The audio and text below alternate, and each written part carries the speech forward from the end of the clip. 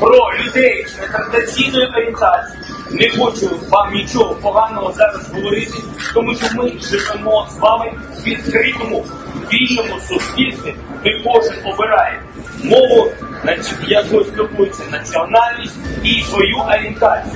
Залиште ви вже цих людей в спокій, Господи.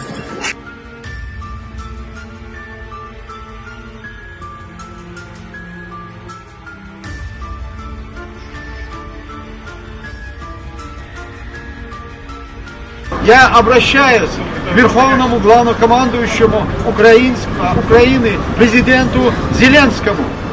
Поддерживая украинский братский народ, слава Украине!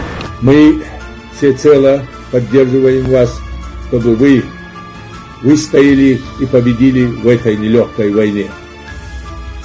Поддерживаем всеми доступными методами, в информационном плане, материальном, моральном, и в дальнейшем будем поддерживать.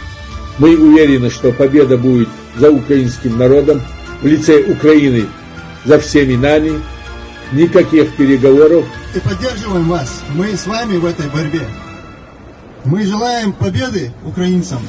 Слава Украине! Мы должны выстоять, мы победим, и мы обязательно будем вместе, и мы обязательно вместе победим. Слава Украине!